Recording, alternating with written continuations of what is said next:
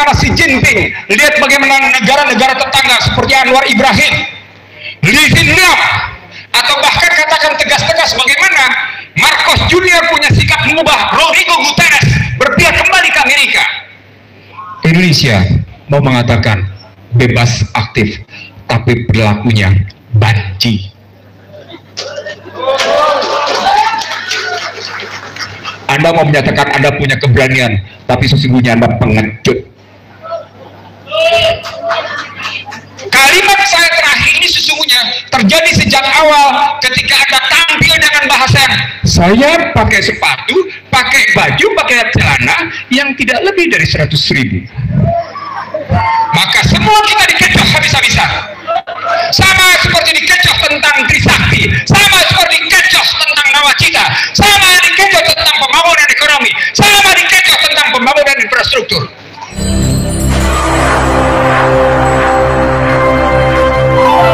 Bismillahirrahmanirrahim.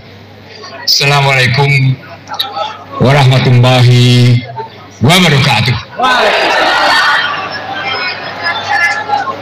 Bapak sekalian, satu hal yang saya percaya bahwa Anda terpanggil di sini karena 5 hal. Pertama, Anda tertindas. Yang kedua, Anda merasa dizalimi. Yang ketiga, Anda merasa dimiskinkan. Yang keempat, Anda tidak merasa, tapi sangat diperlakukan, dihina. Yang terakhir, sesungguhnya bangsa ini harkat martabatnya sedang melorot. Mari kita lihat beberapa peristiwa yang saya sebutkan sebagai kondisi bangsa ini sedang melorot. Bapak sekalian, kemarin terjadi pembicaraan penting antara Xi Jinping dengan Antony Blinken soal bagaimana Cina tidak terlibat dalam kegiatan penguatan di Kuba. Pada saat yang sama, Amerika marah karena Bashar al-Assad berdialog dengan Erdogan dalam rangka mengatasi pemberontakan. Pada saat yang sama, Amerika menghadapi serangan-serangan drone di Ukraina. Saat yang sama terjadi pembicaraan di Singapura, Indo-Pacific Treaty Organization, dan bangsa ini tidak jelas mau kemana.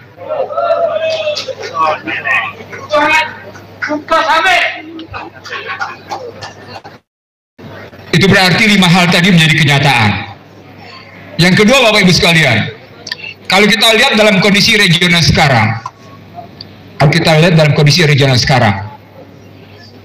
kehadiran TKA pada hakikatnya adalah bertentangan dengan pasal 27 ayat 2 Undang-Undang Dasar 45. Karena pasal 27 ayat 2 menyatakan tiap-tiap warga negara berhak atas pekerjaan dan penghidupan yang layak bagi kemanusiaan. 27 ayat 2 tidak bicara tiap-tiap penduduk. 27 ayat 2 menyatakan tiap-tiap warga negara. Dan kita saksikan adalah sebagaimana tadi data muncul tentang meningkatnya pengangguran. Sayangnya pengangguran dalam konstruksi tadi adalah konstruksi ekonomi, bukan konstruksi sosial. Bapak Ibu sekalian, kalau kita hadapi sekarang situasi di mana kemudian rakyat diam menghadapi ketertindasan, menghadapi kezaliman, menghadapi penghinaan, menghadapi melorotnya harkat martabat, maka kata kuncinya satu: tidak ada yang tidak terkooptasi, tidak ada yang tidak terbeli. Maka Anda yang hadir di sini adalah Anda orang-orang yang tidak terbeli. Tanya pada diri sendiri, apakah Anda terbeli atau tidak? Maka kalau Anda menyatakan Anda tidak terbeli, hadapi 2024 dengan situasi yang sesungguhnya lebih mengerikan dari sebelum-sebelumnya. Pertama, perjanjian antara Kementerian Kesehatan dengan Bill Gates itu mensahkan bahwa tahun depan akan ada pandemi yang lebih mematikan dari COVID-19. Kalau sebelumnya adalah simulasi global pandemi di Universitas Johns Hopkins, maka pernyataan terakhir adalah mereka mengancam lewat dua pernyataan, Bill Gates dan Tedros Adhanom Ghebreyesus, yang menyebut pada 2024 akan ada pandemi yang lebih mematikan dari COVID-19. Pertanyaan, adakah pemerintah siap melindungi bangsanya? Apa buktinya? Jangan Anda bilang tidak. Undang-undang kesehatan Omnibus Law itu malah sesungguhnya sedang diserahkan kedaulatan kesehatan itu kepada dunia internasional. Saya ulang, RUU Omnibus Law kesehatan itu malah sedang menyerahkan kedaulatan kesehatan, sedang diserahkan ke panggung internasional. Dan itu berarti ada tunduk pada International Health Regulation yang diamandemen oleh Amerika dan akan berlaku segera pada 2024. Yang pertama, saya tidak melihat ada satu unsur komponen bangsa ini yang betul-betul merespon apakah kita akan makin tergadaikan atau tidak. Hampir seluruh hajat hidup orang banyak di negeri ini sudah tergadaikan. Cuma tinggal satu, sektor kesehatan.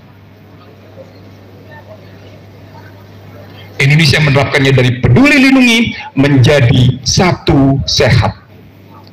Saya ulang, Indonesia mengubahnya dari Peduli Lindungi menjadi Satu Sehat. Satu Sehat adalah kata jiplak dari One Health. One Health diambil dari Badan Kesehatan Dunia, dan itu mengaplikasikan bahwa seluruh masyarakat dunia harus tunduk pada ketentuan-ketentuan Badan Kesehatan Dunia, tidak terkecuali Indonesia. Dan itu berarti tidak ada negara berdaulat di bidang kesehatan. Catatan pertama. Catatan kedua, dalam waktu singkat akan berlaku central banking digital currency. IMF sudah menyatakan di bulan Juli ini kita melakukan e-dolar. Saat yang sama, Bapak Ibu sekalian, kondisi dolar dari pengaruhnya 52%, sekarang ini cuma tinggal 39%. Saat yang sama, yuan renminbi dari 10% naik menjadi 13%. Apa artinya? Bapak Ibu sekalian, ketika mereka memaksa digital currency dengan kondisi mata uang terbuka seperti itu, sesungguhnya sedang terjadi perang perekonomian berbasis digital. Dan kalau dihubungkan dengan situasi perang yang saya sebut tadi sebelumnya, maka yang terjadi sesungguhnya adalah perang tanpa perang. Maka persoalan ke depan adalah bagaimana kira-kira bangsa ini dilindungi oleh para pemimpinnya dalam mengatasi sebuah sistem moneter yang persepsinya ganda. Persepsinya ganda. Saya tidak yakin, maaf, tidak bermaksud merendahkan, Bapak-bapak Ibu sekalian memahami betul apa sesungguhnya dibalik digital currency itu. Karena kata kunci berikutnya adalah sebuah permainan persepsi di mana uang didigitalkan lalu ditransaksikan. Dan pada saat yang sama, hal yang ketiga, hanya satu negara terus menumpuk emas, yakni Amerika. Itu karenanya kajian mutakhir menyebutkan konflik tidak terjadi pada Ukraina Rusia, konflik tidak terjadi pada Selat Taiwan, konflik tidak terjadi pada Laut Cina Selatan, konflik terjadi pada Suriah. Lagi-lagi kita bertanya, apa sebenarnya maksud pembelian Mirage 2000-5 yang pada Juni 2009 sudah dinyatakan ditolak walaupun statusnya hibah? Dengan dasar pembelian sebesar 792,7 juta US dollar yang basis dananya adalah pinjaman. Juwono Sudarsono almarhum menyatakan itu tidak gratis, itu ada biaya perantara. Bapak Ibu sekalian, dalam logika ekonomi internasional, saya ulang, dalam logika ekonomi internasional, ketika terjadi yang namanya pembelian, ada biaya transaksi. ada biaya transaksinya, namanya transaction cost. Satu. Yang kedua, kemarin disetujui juga pembelian maung. Bapak Ibu tahu Pak maung? Tahu maung? Mobil tempur. Mobil tempur yang untuk sipil harganya sekitar 700 juta, yang untuk versi militer harganya sekitar 800 sampai dengan 850 juta. Asal muasalnya hanya dipesan 7.000. Joko Widodo sebagai presiden mengizinkan pembelian menjadi 10.000. Pertanyaan, apakah ini dalam rangka memang mengatasi krisis di kawasan Asia Pasifik atau Indo-Pasifik, atau dalam rangka menyahuti pemilu 2024? Halo, tidakkah Anda sesungguhnya sedang dibuka ada sesuatu di balik transaksi-transaksi ini? Halo, apakah Anda sesungguhnya sedang diajak untuk melihat setiap yang namanya menjelang pemilu pasti terjadi transaksi-transaksi besar? Walaupun kelihatannya legal, tapi pasti ada biaya transaksinya. Bapak Ibu sekalian, sebagai penutup, kalau kita merasa kita tertindas, kalau kita merasa bahwa posisi kita dimiskinkan, bahwa kita merasa dizalimi, diperlakukan tidak adil, terhina, dan harkat martabat kita menurun, dan sementara elitnya seperti itu, kesalahannya ada di mana? Tidak. Kesalahan pada dua tempat. Kesalahan sistem dan kesalahan pemimpin. Kesalahan sistem dan kesalahan pemimpin.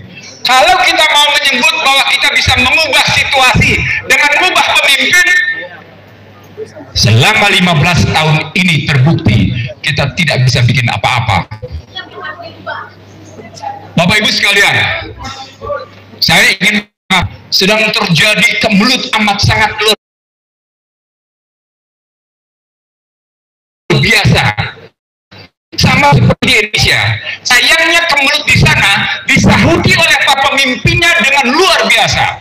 Lihat bagaimana Putin, lihat bagaimana Xi Jinping, lihat bagaimana negara-negara tetangga seperti Anwar Ibrahim, Lee Hsien-loong, atau bahkan katakan tegas-tegas bagaimana Marcos Junior punya sikap mengubah Rodrigo Guterres berpihak kembali ke Amerika.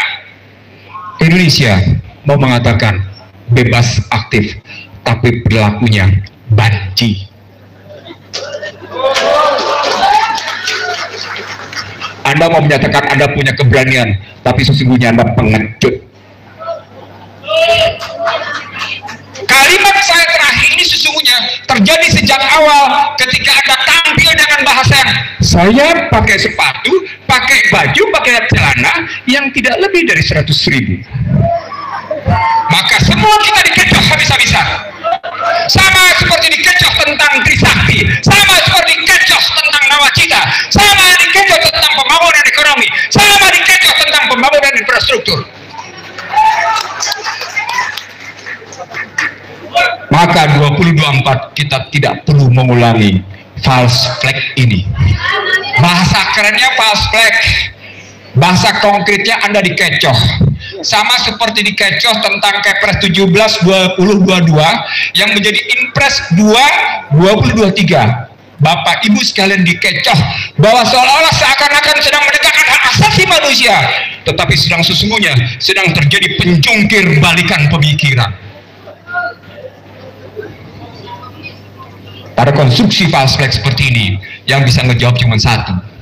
Ketika politik tampak moral, ketika politik tanpa etik, dan ketika hukum tunduk pada kemauan politik, maka cuma Islam yang menjadi jawaban. Anda boleh lihat bagaimana Marcon protes yang namanya Joe Biden. Jangan menyebut, "Hey Washington, Anda blunder dengan meminta Uni Eropa mendukung Ukraina." Sama seperti dia kemudian berhadapan dengan posisi bagaimana Indo-Pasifik dikangkangi habis-habisan dan berhadapan dengan kekuatan Cina. Itu berarti kita bukan sekedar butuh pemimpin yang punya integritas dan kredibilitas. Kita butuh pemimpin yang bukan cuma sekedar moralitas. Kita butuh pemimpin yang punya visi jauh ke depan. Pemimpin yang bisa menjawab bagaimana kata pembukaan Undang-Undang Dasar 45 dikembalikan sesuai dengan jiwa, semangat dan nilai-nilainya. Disitulah kata kunci koalisi aksi menyelamatkan Indonesia. Memegang teguh kata pembukaan sebagai upaya mengangkat harkat martabat bangsa. Tanpa itu kita adalah bangsa pecundang. Kita adalah bangsa beo yang para intelektualnya tidak lebih tidak kurang sebagai tukang. Akhirul kalam, saya ingin mengatakan pada Anda, berhentilah menjadi pecundang, berhentilah menjadi beo, berhentilah pesta pora pada tokoh-tokoh tertentu yang tidak jelas mau dibawa kemana negeri ini. Berhentilah pada mulut manis, berhentilah pada penceritaan, karena yang dibutuhkan adalah kesejatian. Wabillahi taufiq wal hidayah.